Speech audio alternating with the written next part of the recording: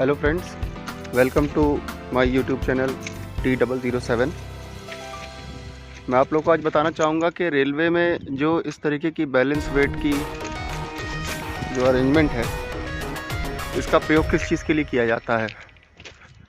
पहले तो आप इसको देख लें पूरी फिटिंग को। ये इसमें एक इंसुलेटर लगा दिया जाता है, इसे 9 टन इंसुलेटर बोलते हैं। ये इसलिए होता है कि पीछे से जो भी हमारी सप्लाई आ रही है वो इस इंसुलेटर के आगे ना जाए, क्योंकि इससे ओछी हमारी अर्थ हो जाएगी। और बैलेंस वेट जो हमारा ये होता है 667 kg का होता है। और इस पे जो मास्ट पे आप देख रहे हैं टेम्परेचर मार्किंग लिखी हुई है, ये टेम्परेचर के हिसाब से ऊपर नीचे होता है, क्योंकि गर्मियों में तार फैलते हैं और ठंडियों में सिकुड़ते हैं। तो ये बैलेंस वेट तार में प्रॉपर टेंशन बनाने का काम करता है। इसकी टेंशन बनाने की जो प्रक्रिया है वो इसी तरह है कि ये जैसे ही गर्मी आती है वैसे ही ये बैलेंस वेट नीचे की तरफ आता है मास्ट पे, ग्राउंड की तरफ, और ठंडी में ये ऊपर की तरफ चला जाता है। आपको बताना चाहूँगा कि बैलेंस वेट से बॉटम का जो हमारा काउंटर वेट का जो हिस्सा है वहाँ से नीचे की तरफ की दूरी को हम वाई बोलते हैं, और सेकंड टू थर्ड पुली के बीच की दूरी को हम एक्स डिस्टेंस बोलते हैं। एक्स और वाई, हमारा एम्बिएंट टेम्परेचर 35 डिग्री सेल्सियस पे एक्स हमारा 1300 mm होता है, और जो हमारा वाई है ये 2300 mm होता है। आइए आगे चलते हैं। OHE की मास्ट से,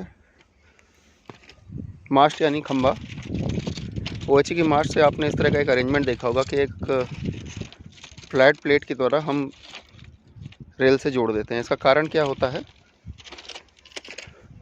कि जो हमारे ये इंसुलेटर लगे हुए हैं, इंसुलेटर के आगे हमारा OHE वायर है, कॉन्टैक्ट और कैटनरी।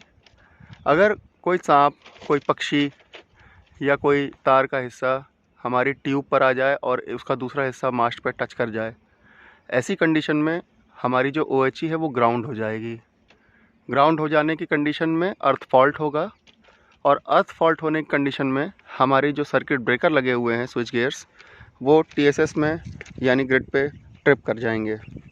इस कंडीशन में उन रिले को ट्रिप कराने का काम ये बॉन्ड करता है, क्योंकि जैसे ये OHE अर्थ होती है, करंट इस डायरेक्शन से फ्लो करके जिस रेल से जुड़ा होता है ये नेगेटिव रेल होती है, यानी कि एक पॉजिटिव रेल होती है, एक नेगेटिव रेल होती है। नेगेटिव रेल को पहचानने का तरीका यही है कि इस पर MS फ्लैट प्लेट जुड़ी रहती है।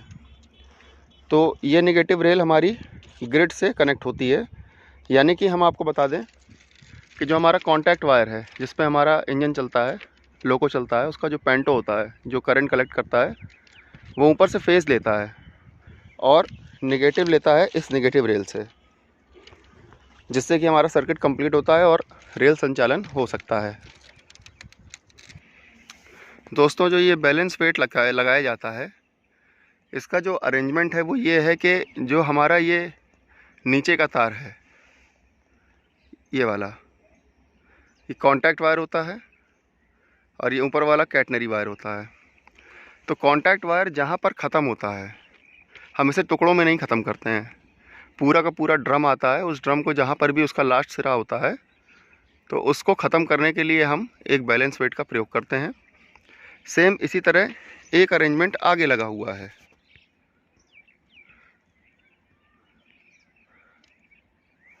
अगर आप देख पा रहे हो तो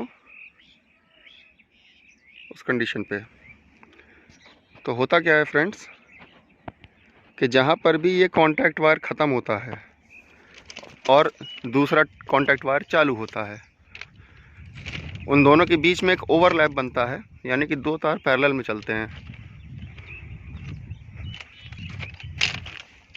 ये देखिए, एक हिस्सा जो है ख़त्म हो रहा है और ख़त्म होकर ये डायरेक्ट आ रहा है बैलेंस वेट पर।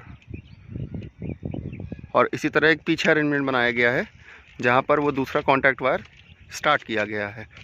तो दोनों तार बीचों बीच में एक ऐसा अरेंजमेंट बनाते हैं अनइंसुलेटेड ओवरलैप का, जिसमें 200 mm का गैप होता है। आइए दिखाते हैं आपको। ये होता है दोस्तों ओवरलैप का अरेंजमेंट। यहाँ पे देखिए, यहाँ पर पेंटो दोनों तार को पकड़ेगा।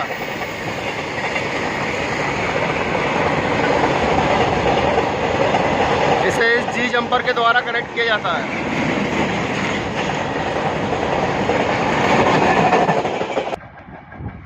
ये एक हमारा सिग्नल है ऑटोमेटिक पद्धति का। इस पे जी लिखा हुआ है दोस्तों, ध्यान से देखें। जी का मतलब ये है कि उस लाइन में आगे गेट है। अगर वो गेट पे फाटक बंद नहीं होगा तो ये सिग्नल लोअर नहीं होगा। ये इंटरलॉक्ड होते हैं आपस में, इनकी यही वर्क करने का प्रणाली है। देखिए दोस्तों, मैं आपको दिखाता हूँ किस तरह से पेंटोग्राफ दोनों तार को एक साथ पकड़ता है। ये ओवरलैप अरेंजमेंट है जिसमें 200 mm का गैप है कॉन्टैक्ट वायर में।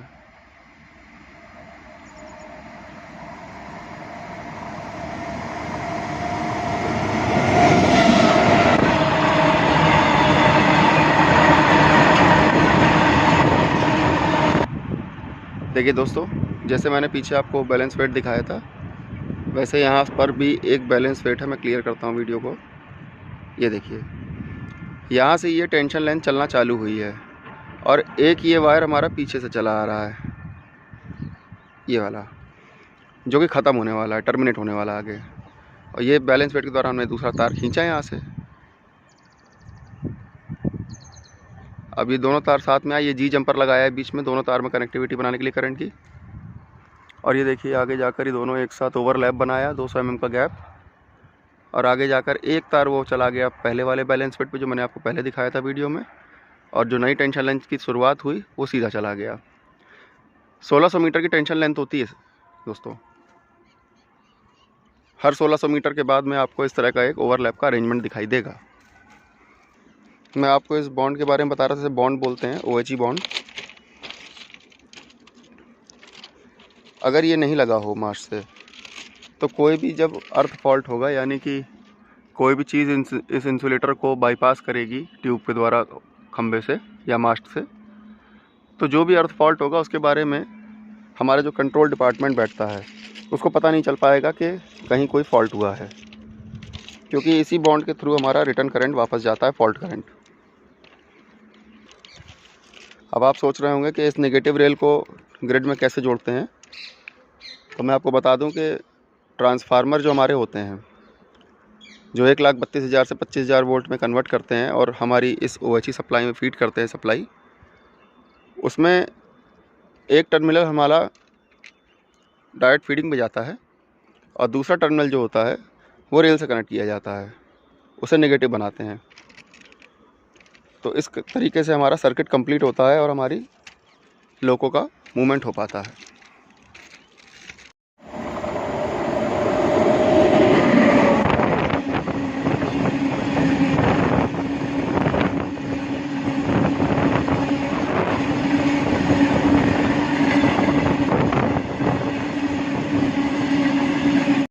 वीडियो पसंद आई दोस्तों तो प्लीज़ लाइक करिएगा, सब्सक्राइब करिएगा और ज़्यादा से ज़्यादा कमेंट करिएगा, ताकि मुझे ये पता चल सके कि मेरे किन मित्रों को क्या जानकारी चाहिए, OHE से संबंधित कोई जानकारी चाहिए।